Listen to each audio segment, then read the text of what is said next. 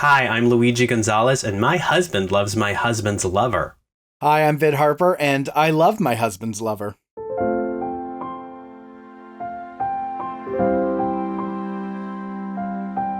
All right, we are back after a little technical difficulty, but we have some new equipment, so hopefully this works out. We'll see. Also, announcements. Husband has been a little busy lately. Yeah, I got a new gig. Would you like to tell us about it? So yes, because this is great because I actually got it because of this podcast. I am guest hosting for a Drag Race rewatch podcast called This Toxic Fandom for the Drag Race Philippines Slasian Royale season.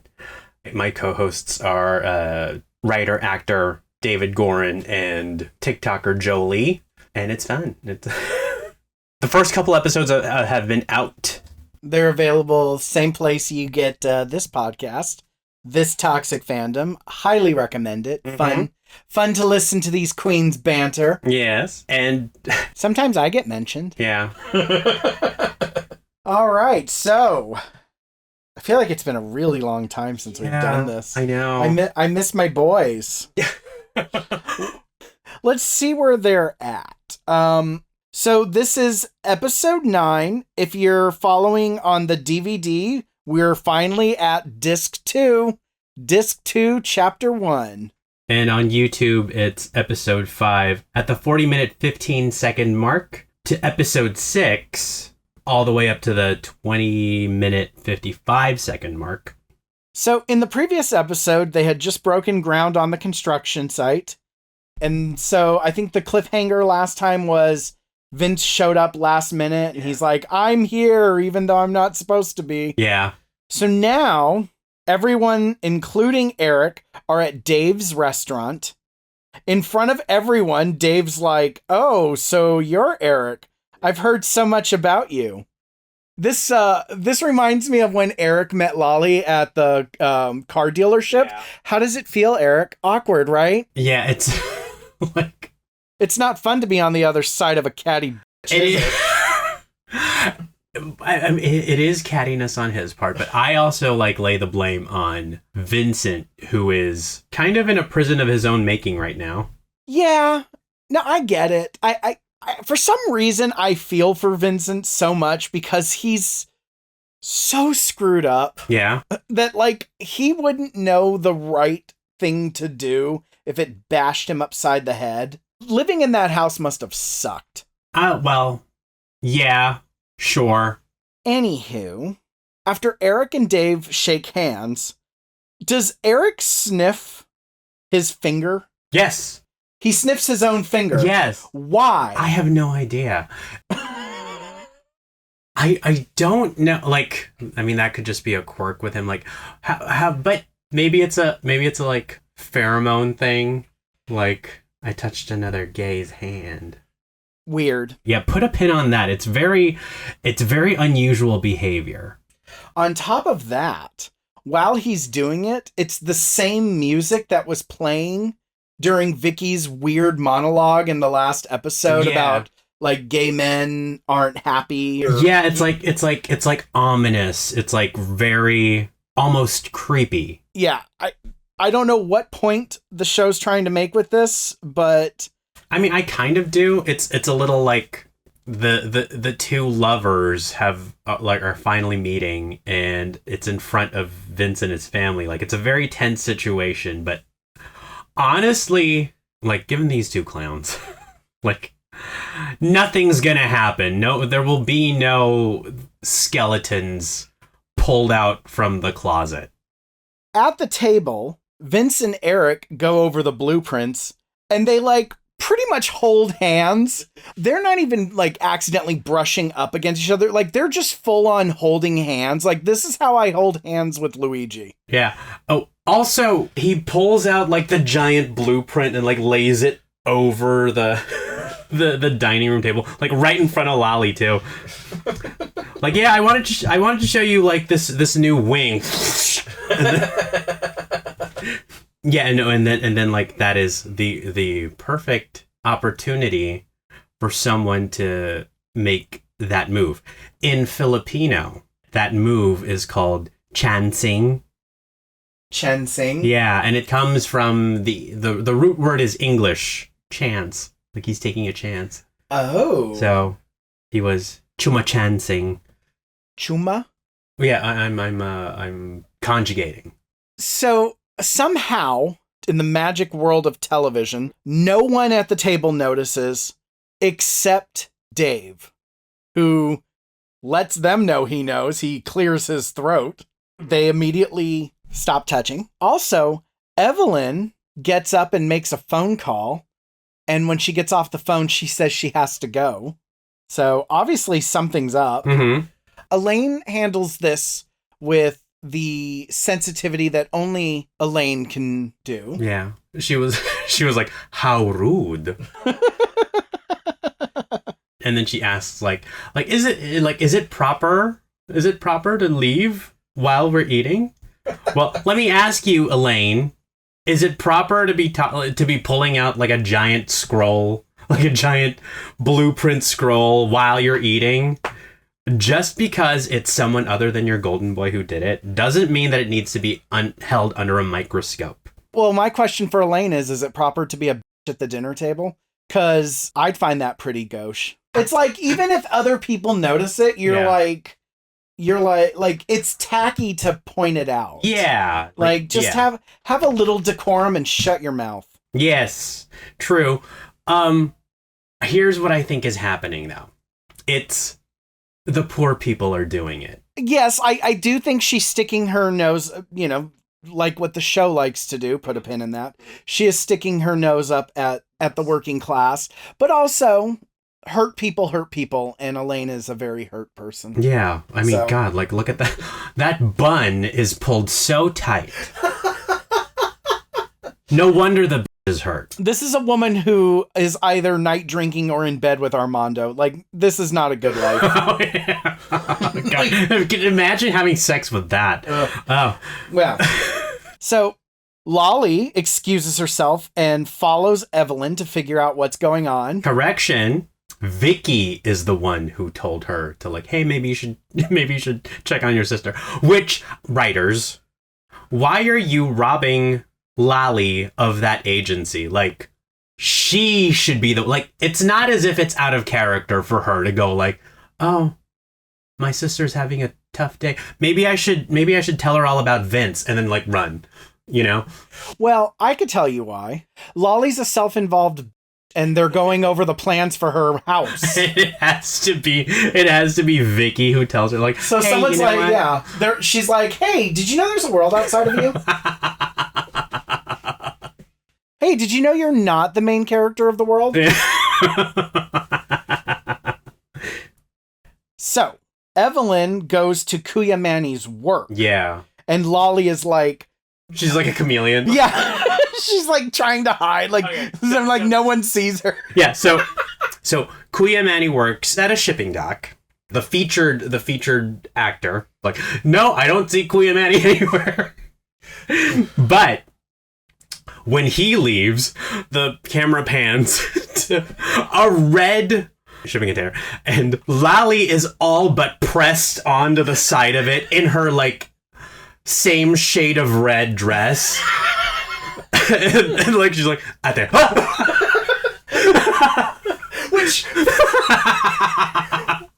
listeners, because you can't see me do it, I'm it looks like a chalk outline. Yeah, I'm making a pose I'm a chalk outline on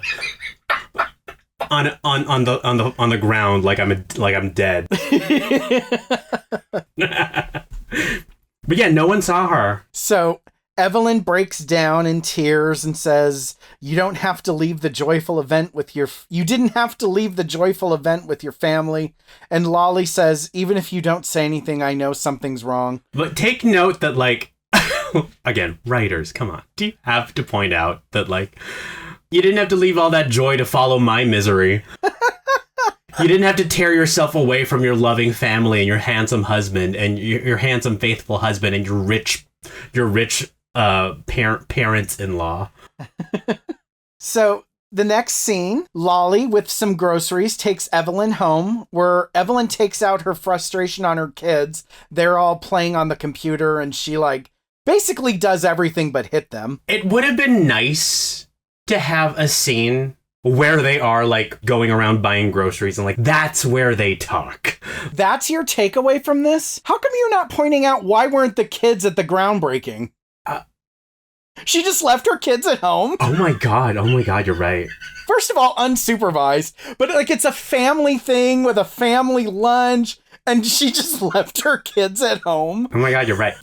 Writers, staff room, like we need to sit y'all down. Like, so I have a question for you. What do you think of Evelyn's digs? Yeah.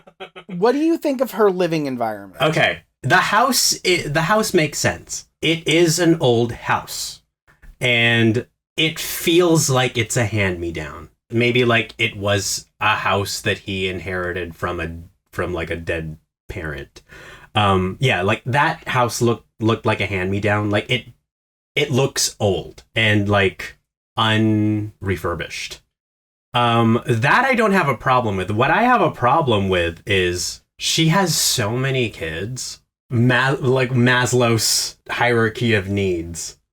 If you have like 7 kids, I don't think a personal computer like is a luxury that you would want to spend on if your sister's still helping you with the groceries. You know what I mean?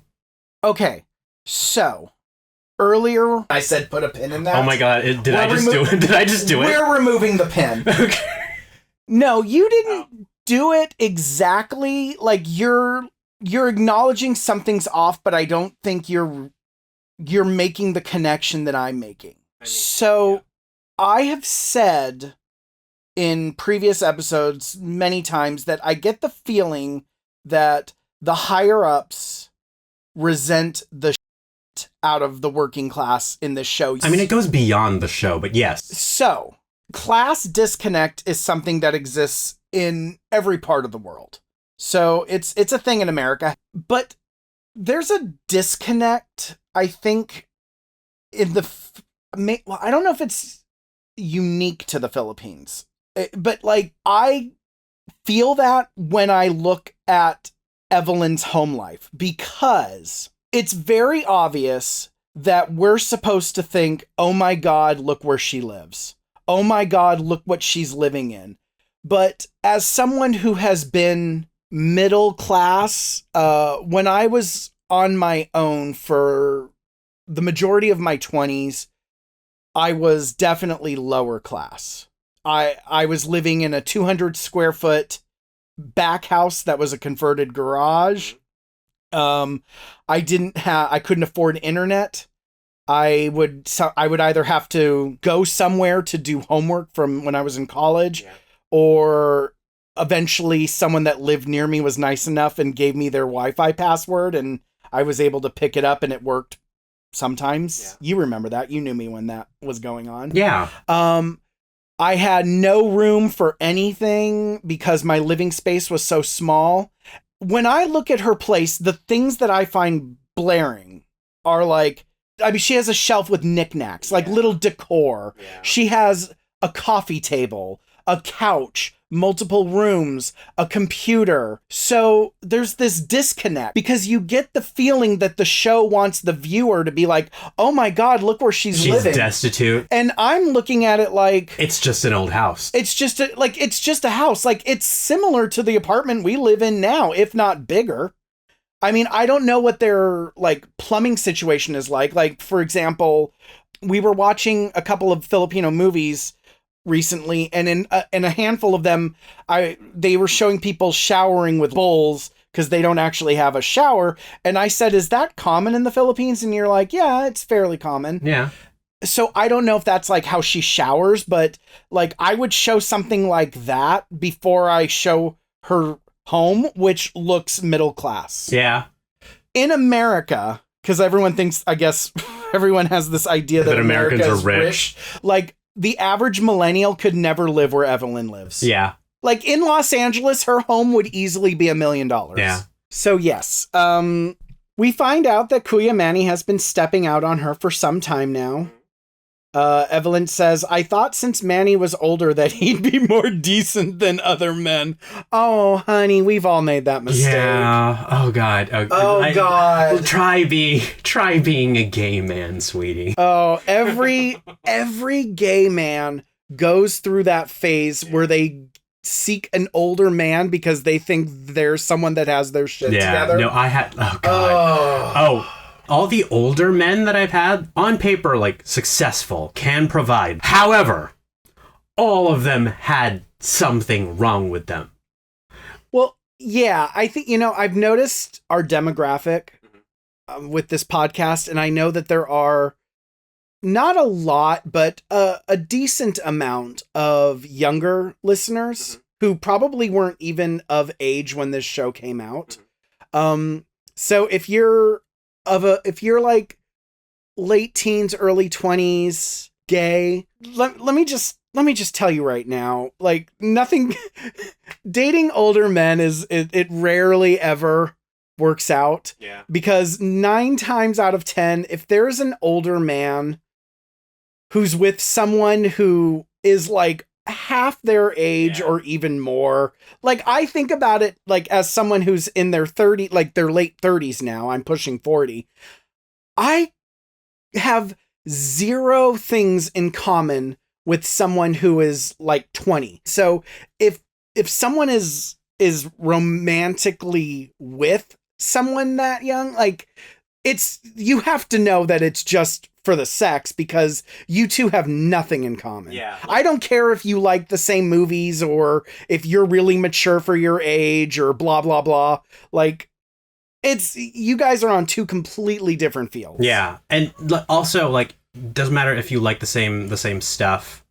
There will always be something that either of you like that the other one just can't comprehend.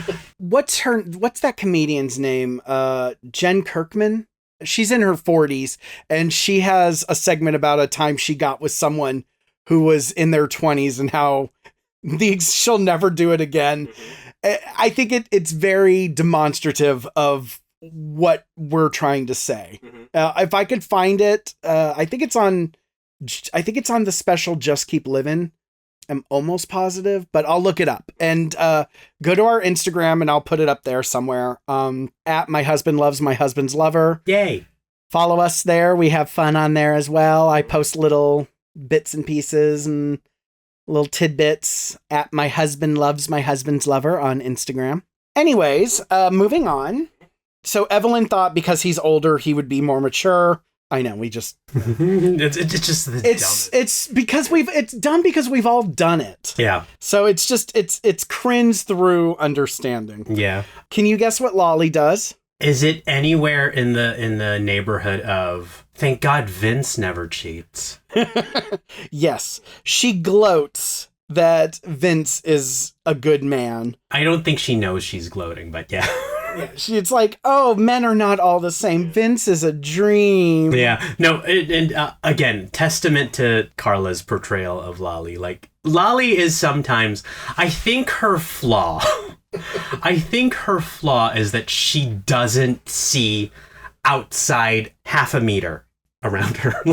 Like the only time you'll get her to empathize is if you sit in front of her and like bawl your eyes out, and then she'll be like, oh my God, what's wrong? Well, Evelyn tells Lolly, like, no man is immune to this. Learn from my mistake. Beware. Beware. He will leave you too. Which does get to Lolly. So Vince drops Eric off at the construction site. He tells the kids to... The mutant children? Yeah, here we go. He tells the kids to wait in the car while he says goodbye to Tito Eric. Now, I can't remember if we already discussed this on the podcast or if someone explained this to me in the Philippines, that it's very common for kids to refer to pretty much anyone in relation to their parents as Tito or Tita. As an American, that's pretty weird. Like there's a joke where you can like call your mom's boyfriend Uncle so and so Yeah. for, you know, like that's kind of a joke and people don't really do that. Oh. It seems like in the Philippines, it was explained to me that like literally your dad's coworker can come over for dinner and he'll be introduced to the kids as Tito so and so. Yes. Okay, because I found that really weird that like these kids just met Eric for the first time earlier that day or whatever, and now already he's Tito Eric. Yeah, I find it confusing that everyone in America is like everyone related to you that is not like a certain connection. Like, everyone's a cousin. Like my cousin's son, well, like we refer to him as our nephew. Our cousin's daughter, we refer to her as our niece. Like so like your cousin's my child is my also cousin's your kids cousin. are also my cousins. Yeah, that's so confusing to me. Yeah. Well, Yeah. Vince apologizes for not staying away. He just had to see the start of the construction. Okay, your face already answers that. I was going to say, are we calling BS on that? Yeah, I guess we're calling BS on that. Eric says it's fine, and they both agree that they're friends now. They shake hands, and chemistry. Oh, here we go. The mood is broken. By the mutant children. Honking on the horn and waving, "Daddy! Daddy!" Vince leaves. What does Eric do as soon as Vince drives off? He sniffs his hand. So, okay. So that better be something that comes back. I don't remember. Later. But like, because if this is just this, if we're just taking it as is, someone has a fetish. Someone has a fetish. But like, you found it weird when you saw that meme of like Filipino, like a way of them to show affection is by like sniffing their loved ones. Remember that meme? That's weird. Yeah, you were like, you don't do this, and I'm like, yeah, I do. Like, it's not that I smell your sweat or anything, like, or it's not like I smell your socks. It's just that like when I bring your hand up to kiss, like I give it like a. Well, I just washed my hands, so they smell lavender. Yeah, right, it's a thing. It's a. Well, I know that in some cultures, people like sniff babies. Yeah, all my grandparents, and Mang especially, like my grandmother on my dad's side, she loves to do the like really really long kiss on the cheek, and like she gives it like a long whiff. I guess the only way I can relate to this is when we first went to visit your family in the Philippines, I had such a good time on that trip that there was one shirt I kept forever because I smelled the fabric softener that your family used, and it would take me back to the trip.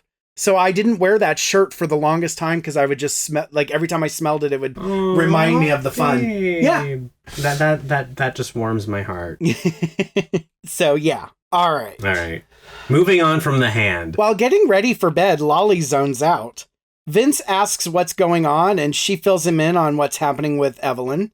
She then questions Vince's faithfulness, which is like, that's great, Lolly. Make Evelyn's problem about you.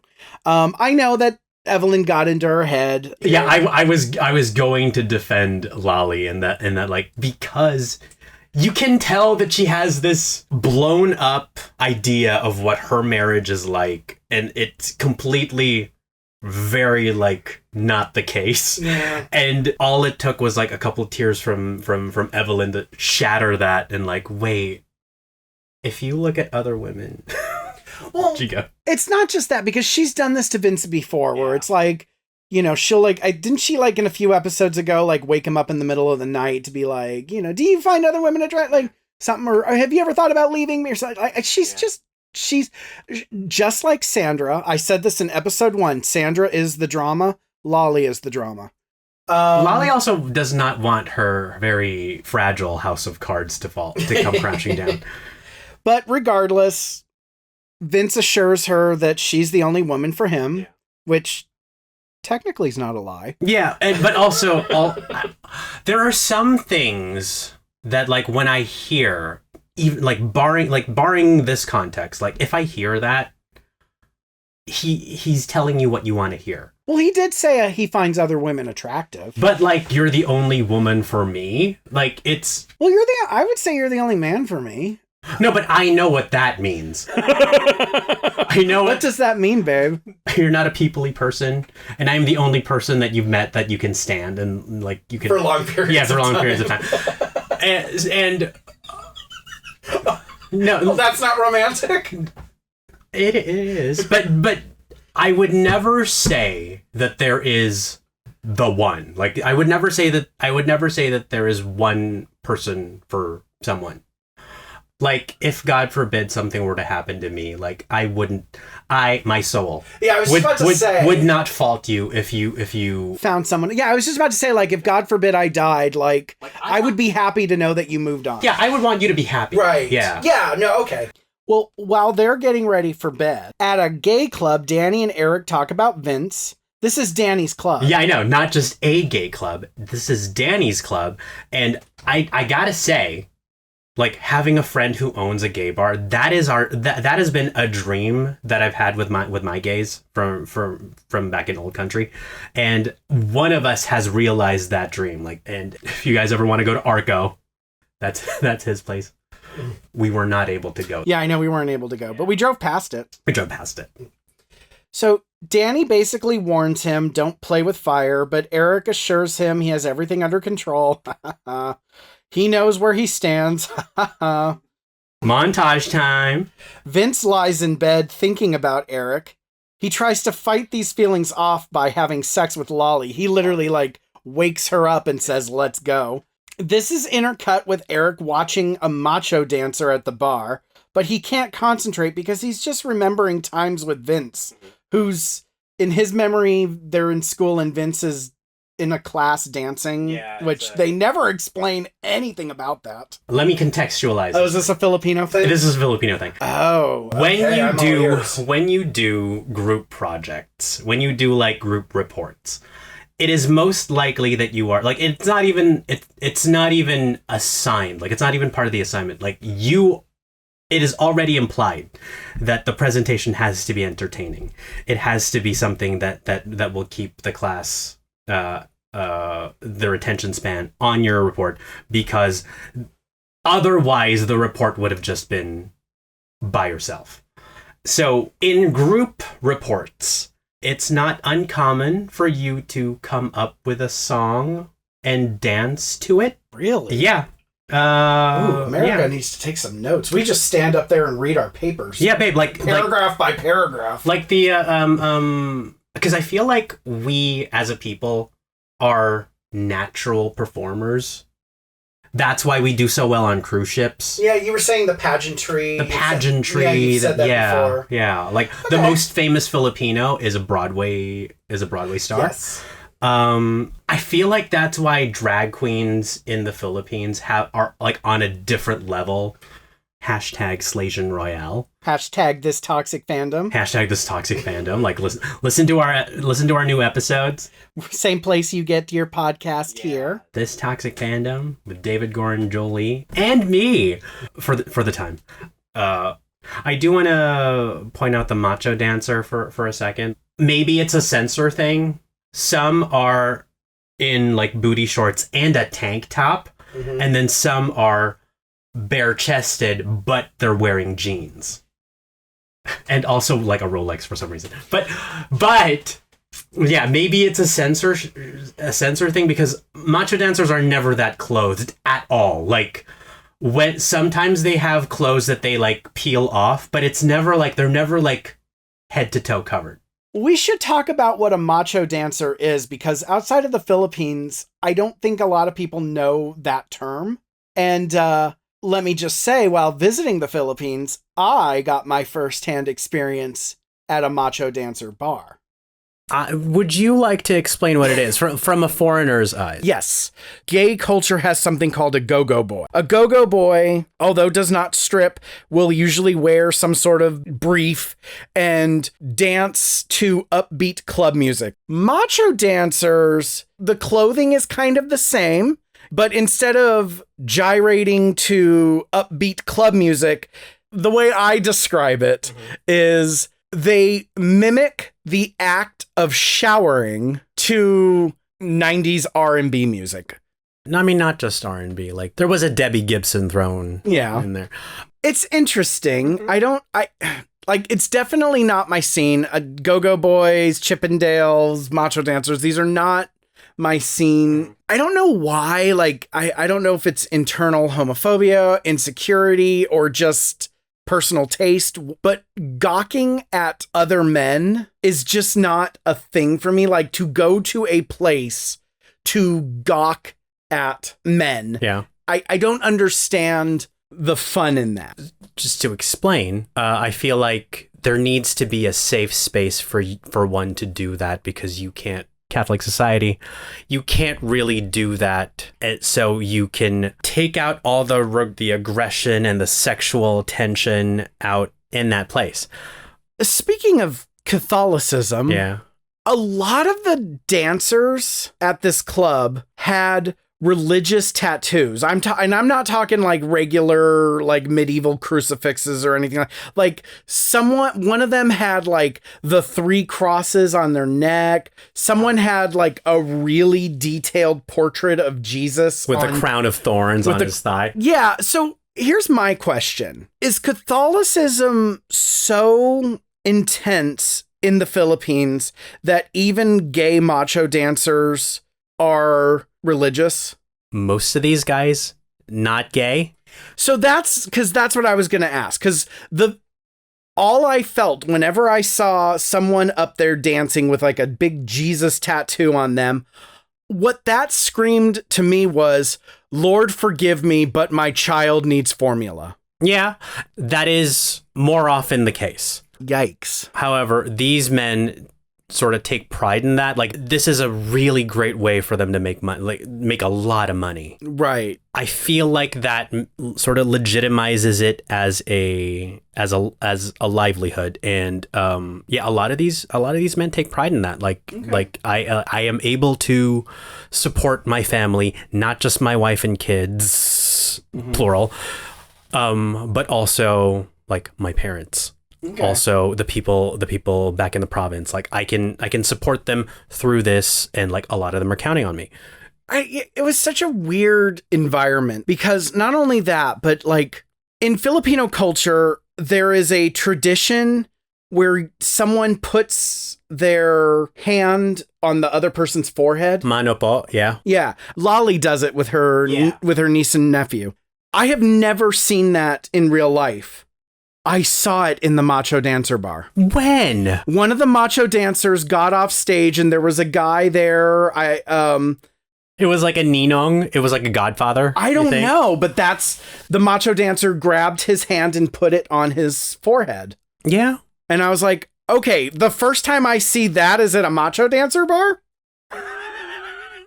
Again, it was just such a weird experience. Yeah. I don't want to get too far off topic, but in all honesty, this could be an episode in and of itself. You, me, and your friend were the only gay men in the bar. Every other patron was a woman. Yes. Straight women in queer spaces. Your thoughts? So here's the thing. It is very different from a gay guy bringing his straight girlfriend and her bachelorette party to a bar that's the example in West Hollywood. Like, it is much different from that, because in a Macho Dancer bar, this is a safe space for us to be what we can't be out there. Gay men and straight women sort of feel the same oppression when it comes to living in a man's world. Exactly. I feel like there is a kinship in that bar. That you can't find in a bar that has go-go boys. Right. Because that is a different, it's a completely different context when you enter that bar. I am very proud of myself, because like bars like these were a wonder to me. And I like, part of me like never thought I would ever be in one. And part of me also was like judging like people who would ever find themselves in one. Yeah, it was only when I accidentally dated a macho like a guy who turned out to be a macho dancer, and like that whole world, like, oh, the door was opened so wide, like, oh my god, like there's a whole subculture that like is happening here. And like it's not as dangerous or it's not as dirty as you would think. So we're back to Aling Mall. I mean, exactly. Like the stigma of the homosexuals being unclean. I have nothing else to say. Like there is a stigma in my country of origin that punishes not just gay men, but also women who have thoughts like these, and not just unclean, but also unworthy. Interesting. Yeah. This was a very eye-opening trip to Manila. Yeah. I gotta say. Well, one other thing I learned in this macho dancer bar was the phrase table a dancer. Oh. So the owner came over to us and asked if we wanted to table a dancer. And I was like, what does that mean? When you table a dancer, you pick one of them to sit at a table with you. You don't pay them, but you pay for their drinks. I wanted to table a dancer so badly. Yeah. Which you didn't know. I didn't tell you till afterwards. And he's like, why didn't you?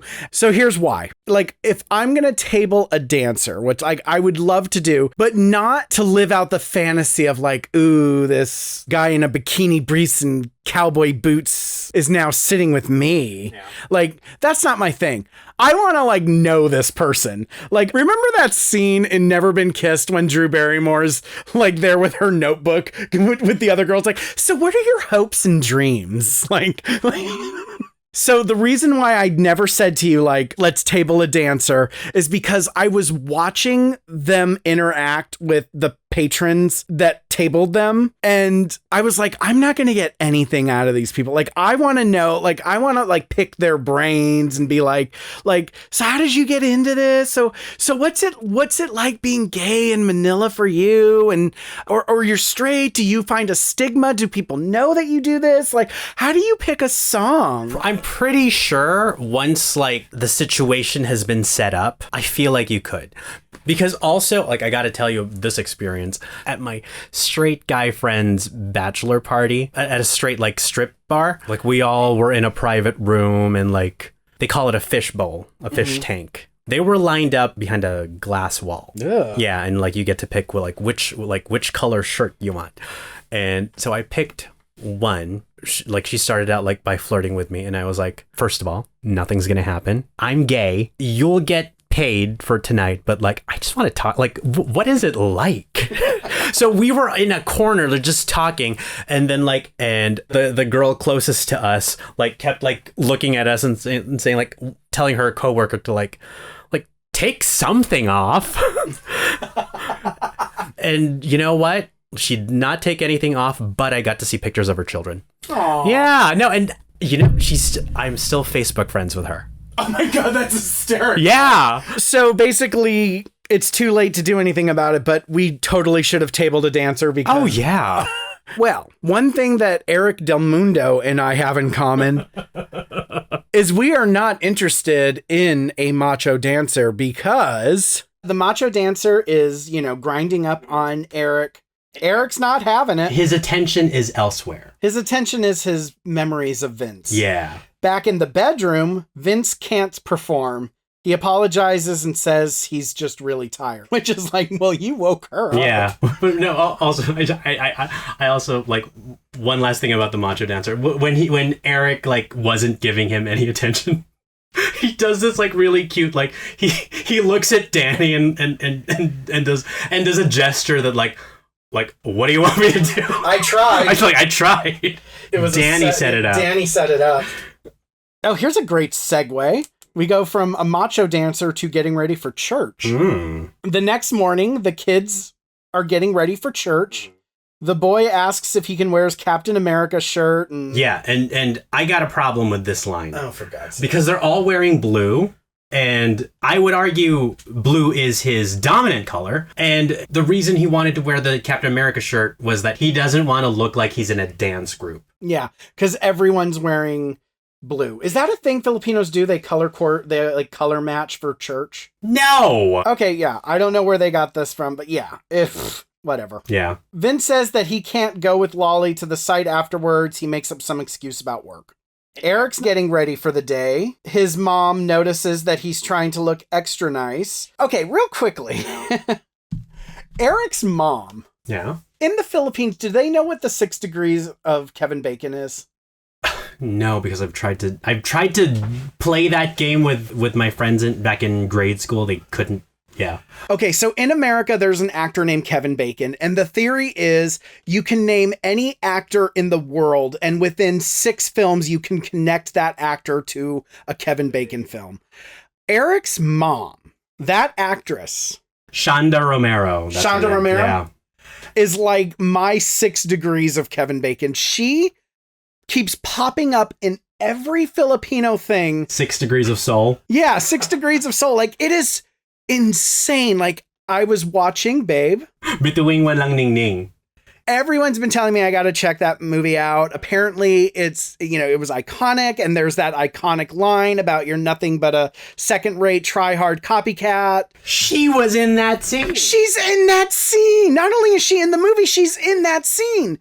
And then Campus Girls, do you remember? Okay, for our very dedicated listeners, episode 1, I brought up a scene from Campus Girls where Vina Morales' mom starts screaming about, why are you in that red dress? Why are you in the red dress? Eric's mom. Yeah.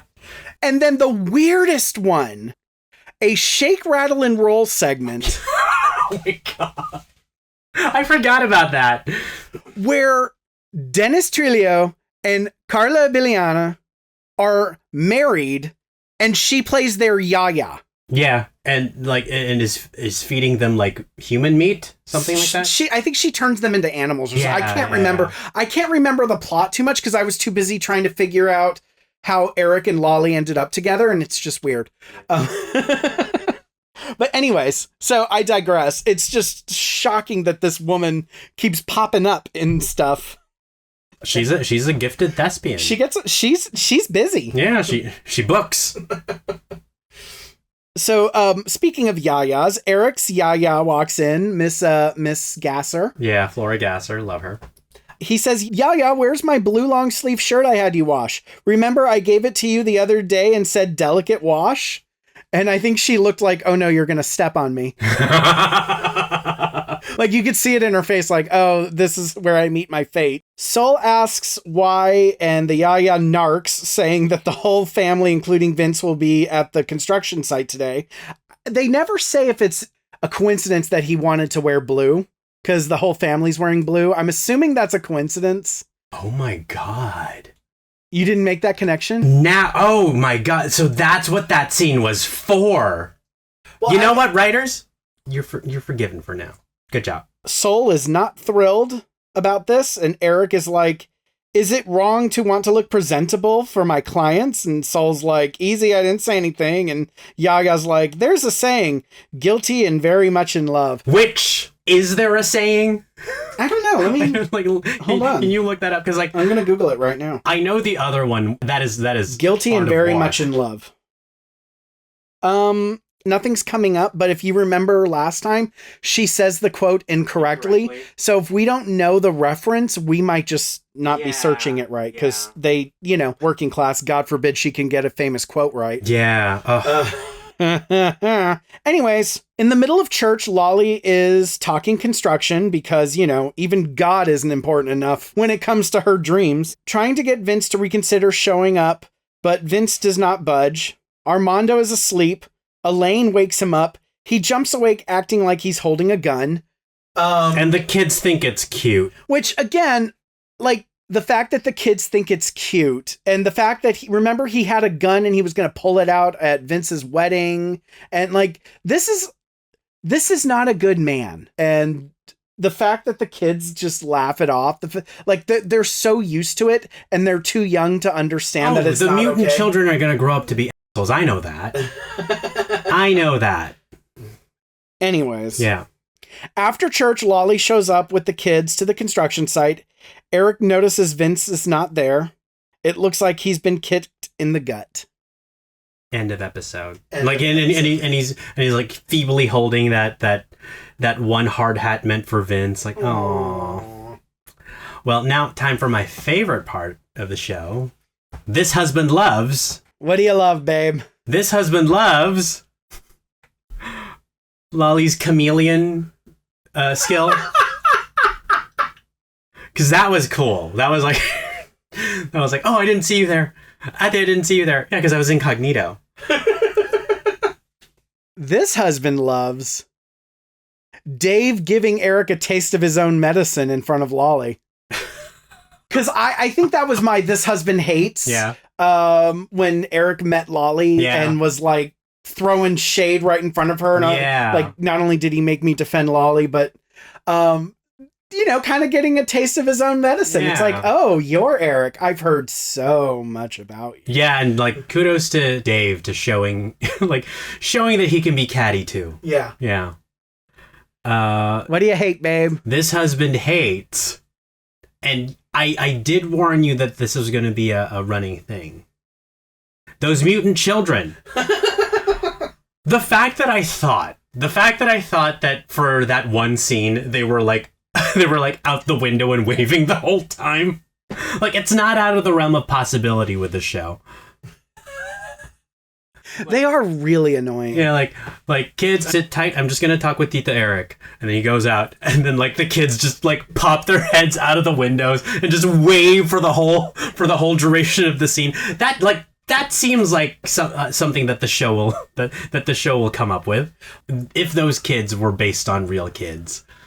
Real Filipino kids of like the upper middle class. That car would have blown up. Yeah, that car would have been destroyed. Yeah. I've picked up on that by now. That car would have rolled into Tito Eric's truck so fast.